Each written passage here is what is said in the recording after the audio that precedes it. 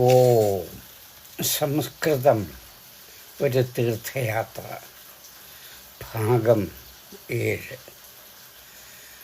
ജ്യോതിസ്വരൂപരെ പ്രണാമം പ്രണാമം.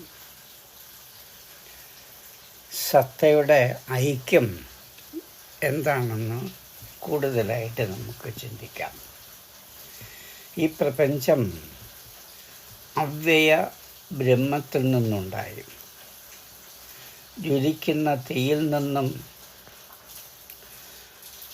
ആയിരക്കണക്കിൽ തീപ്പൊരികൾ തെറിക്കുന്നത് പോലെ അവ്യയമായ ബ്രഹ്മത്തിൽ നിന്ന് നാനാവിധമായ ജീവികൾ ഉദ്ഭവിക്കുകയും അതിൽ തന്നെ നിലനിന്ന് ലയിക്കുകയും ചെയ്യുന്നു.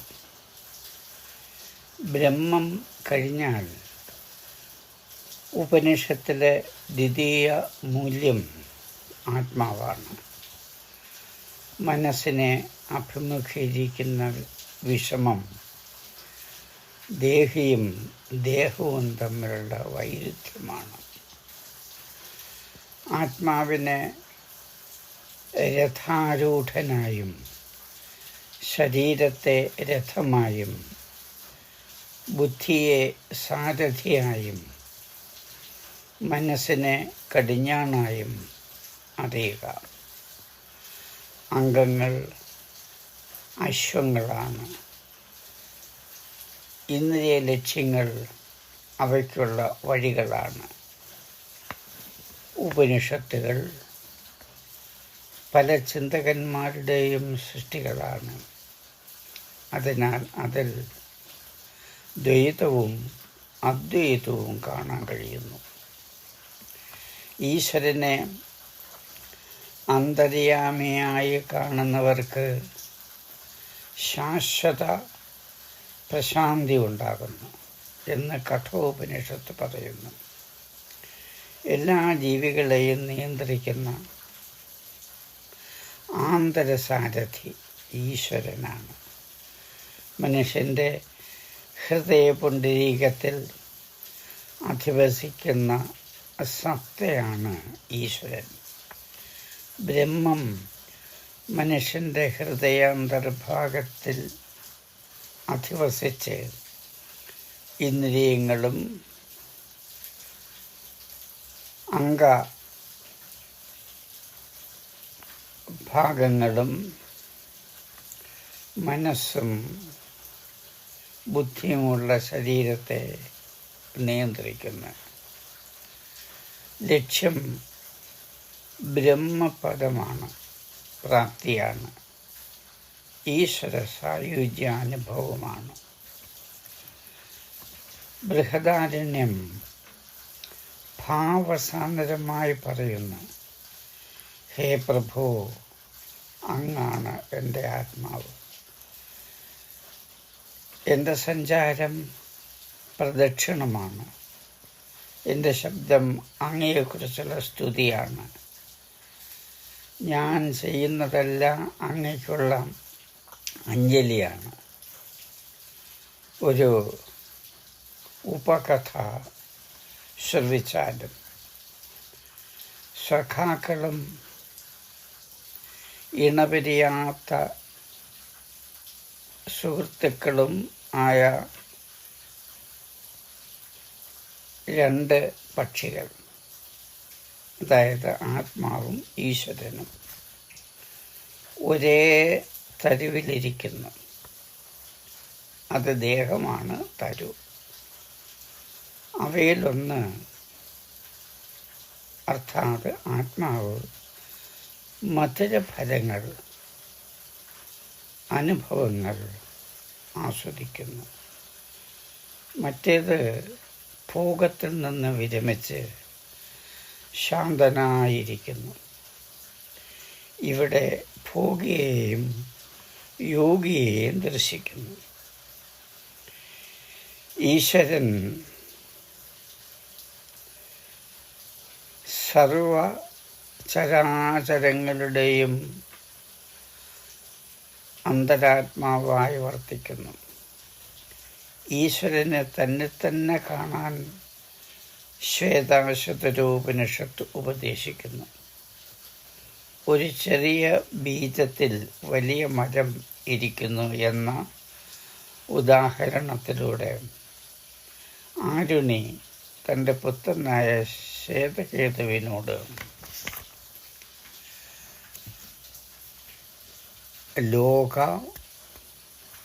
ലോകം ഉണ്ടായത് ബ്രഹ്മത്തിൽ നിന്നാണെന്ന് പറഞ്ഞ് അവസാനിപ്പിക്കുന്നു. നീ അതാണ് തത്വമസി, നീ ആ ബ്രഹ്മം തന്നെയാണ്. മാണ്ഡൂക്യം, ബൃഹദാരണ്യകം, ഐതരേയം എന്നീ ഉപനിഷത്തുകളും ഇത് പ്രതിധ്വനിപ്പിക്കുന്നു. ആത്മാവ് ബ്രഹ്മമാണ്. ജീവാത്മാവ് ശുദ്ധ സത്തയാണ്. ഞാൻ ബ്രഹ്മമാണ്. അഹന്ത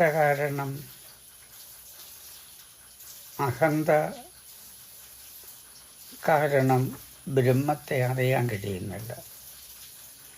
അന്ധകരണം ബ്രഹ്മമാണ്. അത് ശരിക്കും മനസ്സിലുറയ്ക്കട്ടെ.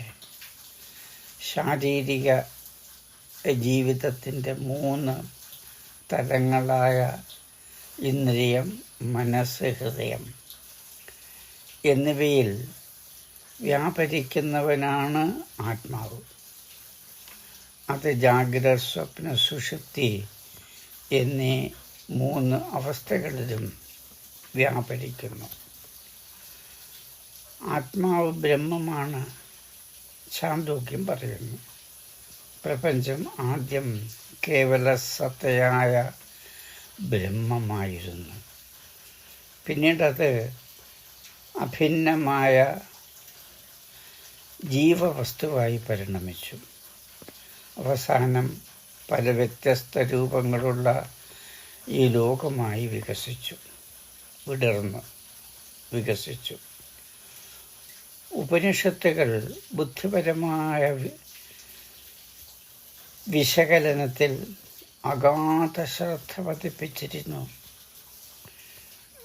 വ്യുത്പത്തി കൊണ്ട് ആത്മജ്ഞാനം ഉണ്ടാകുന്നില്ല.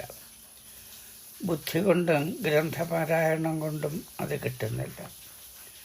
ബ്രഹ്മം ഇന്ദ്രിയ കവാടങ്ങൾ തുറന്നു വിവേകികൾ കണ്ണടച്ച് ധ്യാനിച്ച് ഉള്ളിലുള്ള ആത്മാവിനെ കണ്ടെത്തുന്നു. അന്തർബോധ ഉണരണം. ധ്യാനത്തിൻ്റെ പാരമ്യതയിൽ അന്തർജ്ഞാനം ഉദിക്കുന്നു.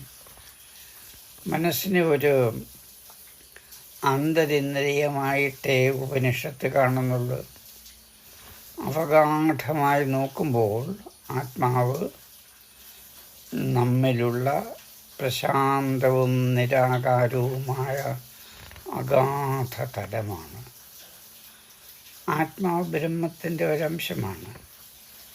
അസ്തിത്വത്തിൻ്റെ ആധാരമാണ്. സുഷുപ്തി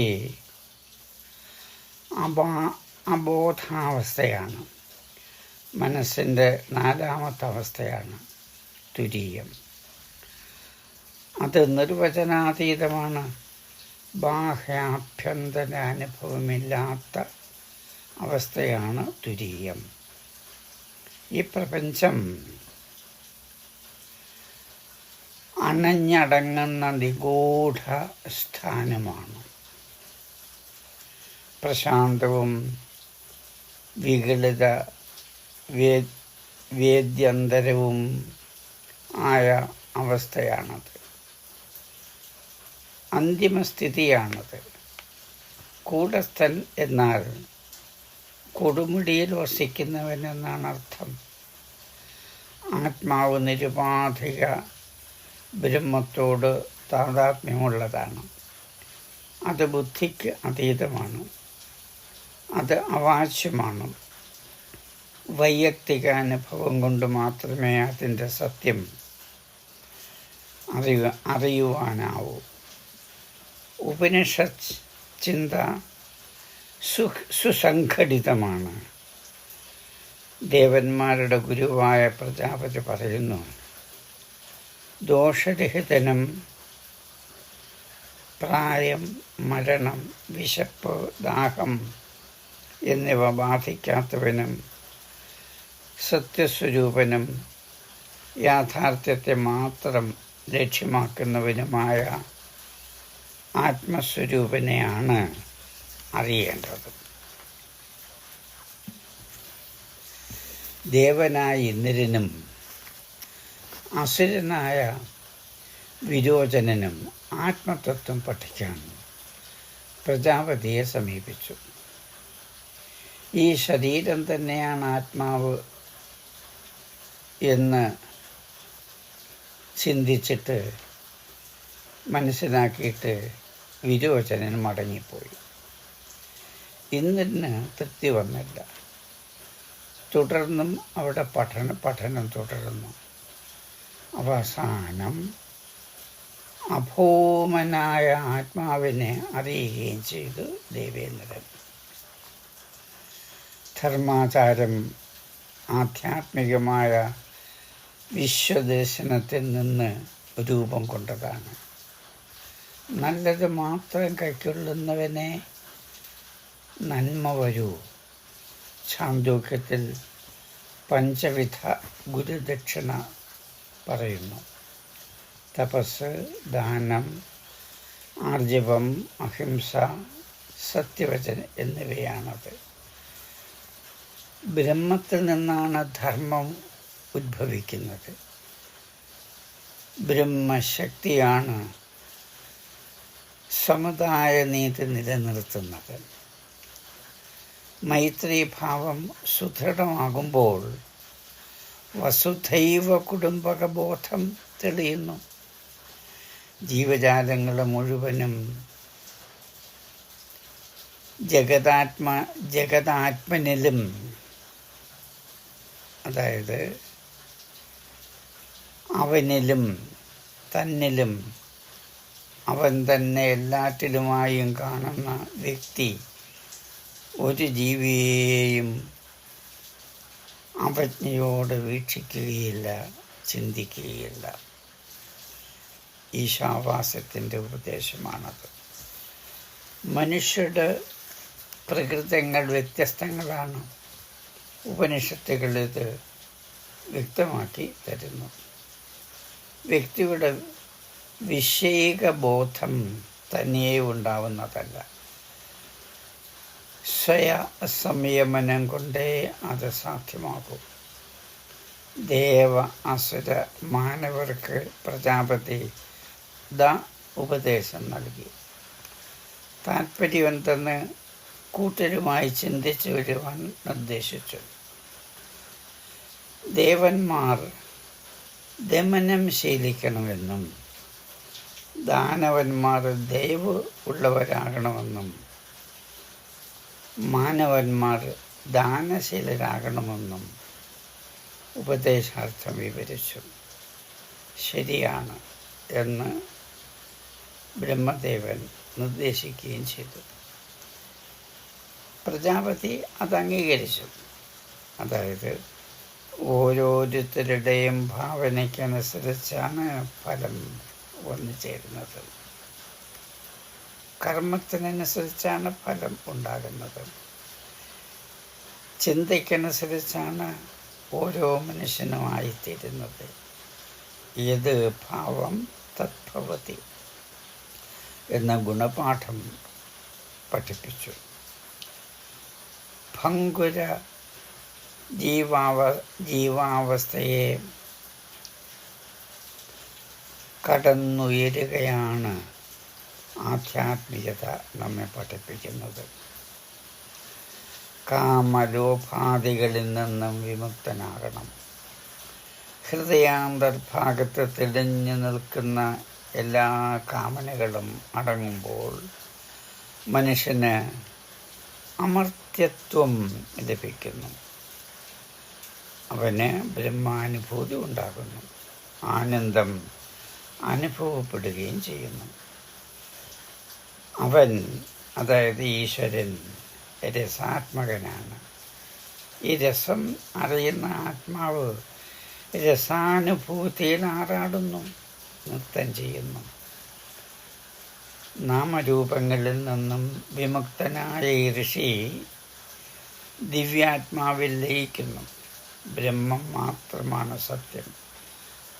ആത്മാവ് തടാകത്തിൽ കാണുന്ന സൂര്യബിംബം പോലെയാണ്.